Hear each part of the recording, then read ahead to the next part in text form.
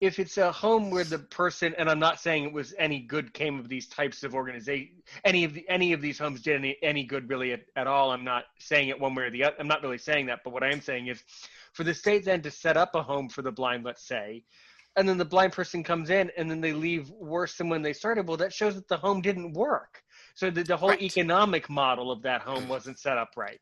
And then, yeah, The blind people that worked hard to establish that home, right. the school principal who also worked hard to establish that home, they did a lot to try and stop it after a few years when they realized what was going on. But it was now, after a few years, the director of the home, he was now making $100 a month with room and board. Blind people who were married could not stay there. Blind men and women could be there, but you could not marry. You couldn't date. Otherwise, you would be kicked out of the home, even though the other sighted staff were married, but the blind people could not. For punishment, if they didn't have anything to do and they got ornery or they sassed back to the director or one of the staff, they were locked in closets. You're talking about adults in their 40s, and they would be locked in closets for sometimes hours at a time. So the answer is, so they were abused. So then there Yes. was abuse. Yes.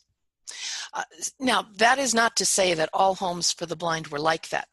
There was a reason for those homes, and like I said, out on the East Coast, there were several that were successful for many, many years that did provide a living for people as well as a place to stay, even if they weren't as productive as some of the other people working in the shop. So we have a very interesting history, and if we don't know our history, we are destined to repeat it. We're destined to make those same mistakes. And I think that's another reason that we should know our own history from our point of view as blind people, that we are the ones telling our stories, and we are the ones that are evaluating the data, and we are the ones that are saying when the data should be concluded, not just at the end of when that person left the school for the blind or the industrial home for the blind, or when they completed whatever training program that they might have been able to gather. You know, for blind adults, there really was very, very little in this country until almost the Second World War. There were some programs. The First World War did bring us a rehabilitation program. But I also think we should also look at where we stood as employment is concerned. We talk about the high unemployment rate of blind people in this country, and it is really sad. But do you know that in the 1910 census, there was a specific effort to find out what blind people were doing and how many blind people there were in this country? There is an entire document dedicated to the evaluation of that one piece of census data. There were more than 60% of blind people who were considered to be self-supporting at that time. That means that they were not being supported by their families, and they were not being supported by a charity, that they were not receiving any kind of local or state aid. There was no federal aid at that time at all. So these were people that were considered to be self-supporting. Now, they did not live in the conditions that we would consider acceptable today. They may be living in sheds on someone's piece of property. There were many blind people who were farmhands that lived in, as the sighted farmhands did at the time, lived in the barns of whoever they were working for. We wouldn't necessarily consider their living conditions to be idyllic, but they were self-supporting. When you look at today and we find that less than 30% are self-supporting, that many have government assistance programs of SSDI, SSI, what have you, or some other benefit or whatever. It is, how did that change? What made the difference? Now, granted, we have to look at the time that they lived in and what was acceptable for living conditions at the time. They're very different than they are today. You could get by on some of that. We had a lot of blind people who became independent business people. They would run grocery stores out of their own home. They would run piano tuning businesses out of their own home. We mentioned earlier the job of piano tuning.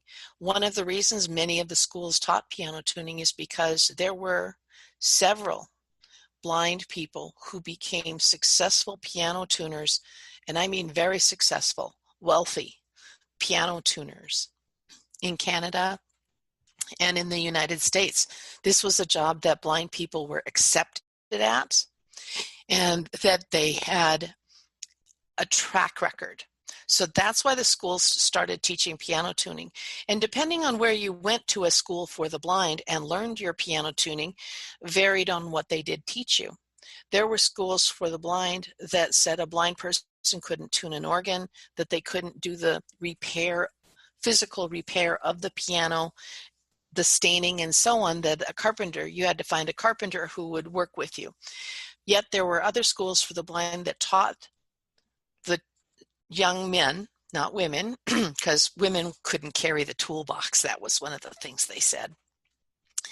But they would teach them how to rebuild the piano. They would get these really gunky, beat up old pianos from wherever, get them donated to the schools, and the students would basically strip them and rebuild them from scratch, and That's taught them cool. how to That's stain at the cool. school. And Wow. there were That's amazing. classes. That's really, that note alone, no pun intended, that note alone, that's fascinating. They would just teach you by saying, okay, I just destroyed this piano. Figure out how it works and put it together for me. That's Well, for really most cool. of those pianos, they were destroyed when they got to the school. Yeah, well, there wasn't much work to destroy it. Yeah. But then they would have classes.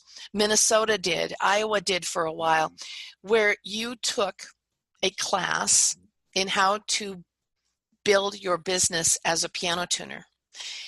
And in several of these letters to the governors from these biennial reports and so on, not a lot of them, a few of them, but they would say in their biennial reports or in some of the letters from the principals of the School for the Blind, it's not that we think that all these kids can be piano tuners, but in our state, it is the profession that they are accepted at. So we teach them how to get their business started so that once they have become successful, they can move on to something that is more important to them, to be a stepping stone to something else, to be a, for example, one guy went from a piano tuner to building furniture and had his own furniture store. We've had a few piano tuners who have become state legislators. Several went to own their own piano businesses where they had a piano and music store, became the manager of the music store and had a lot of staff working for them as they built up their business. But they taught them in one report that I read, they were teaching them how to use a sighted guide. Because now remember, this is before cane travel was taught, before we had the dog guide official, although there were blind people who definitely used dogs before the dog guide schools were started. But they would tell them, if you're using a sighted child, that's usually what you had as a kid who was, out of school, maybe 8, 10, 12 years old as your guide, that they were not to handle your money. You were to handle the money. That they were not to precede you into a door, that they were to follow you into the door, that you were the one that needed to speak to the potential customer, that your guide should be seen and not heard, or as much as possible not even seen, so that your potential customer realized you were in control. And in Minnesota, there was a gentleman, C.T. Gleason, who started out, he and his brother, He had a sighted brother. He and his brother, he had learned some piano tuning from out east. So he and his brother came to the Minnesota area territory and started a piano tuning business. He purchased his own store. And in the 19 teens, he made a deal with the School for the Blind in Faribault, Minnesota, that he would take these adults, because this predated their summer program for blind men that started in the early 1920s. He would teach these adult blind people, those who could not go to the School for the Blind because they were too old. He would teach them how to be piano tuners, and the School for the Blind would pay him to do that. That was kind of the precursor to their summer program. And he did that. He helped teach several blind people how to become piano tuners, and they would sleep in the back room of his store. Some of them, they were homeless. They didn't have any place to go. He'd take them in, and they would work for him until they felt they could go out on their own, usually about 6 months to maybe a year and a half. And he became a very good role model, but he became the support system for many of the piano tuners that lived in the St. Paul, Minneapolis area in the 19 teens. Your research is perfect, is absolutely stellar. I mean, I am someone, as I said, as we walk towards ending this exciting episode, to which I need to have you come back to this podcast. It's not really an option. Sometimes I ask guests, "Do you want to come back to Aaron's Opinion?" But in this case, you're telling me, huh?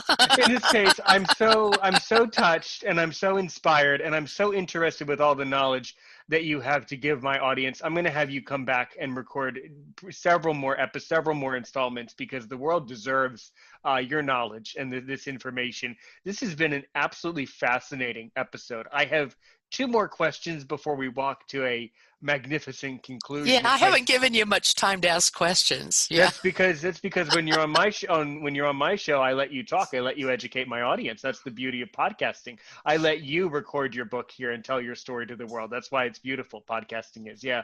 But well, okay, let's move to 2020. How are you spending your time now? You know, the research has slowed down. Yeah. Oh, why? But don't you know, we have a lot more technology. It's a lot easier for blind people to do research on blind people. And who bothered to digitize our research? You. Who bothered to I am working on a project right now here in Colorado to digitize. So you're also, in addition to being a stellar researcher, you're also very honest. You didn't want to take credit for work you didn't do. I greatly appreciate that. I am working on a project right now. I found a whole bunch of old records dating back to 1915 that are minutes of the United Workers for the Blind of Colorado. Okay, that's amazing. That's beyond amazing. Okay, so coming up next on Aaron's Opinion, I'm for sure going to ask you, Peggy, is there any way that you could include that audio in a future episode? Do you have that record? I would love to hear. Oh, no. I'm talking about the minutes, and it's not audio. No, sorry. Oh, not audio. Audio. You mean I am working notation. working to get them transcribed and put into a format that blind people can read. I support that 1,000 times over. There's so much at the Library of Congress that we cannot get at right now, because a lot of the libraries are just doing basic research, and they aren't interested in my stuff. But if people are interested in following, go ahead. Okay. Yes, if people are interested in following my emails, I have a monthly email list. Send me an email to theblindhistorylady@gmail.com.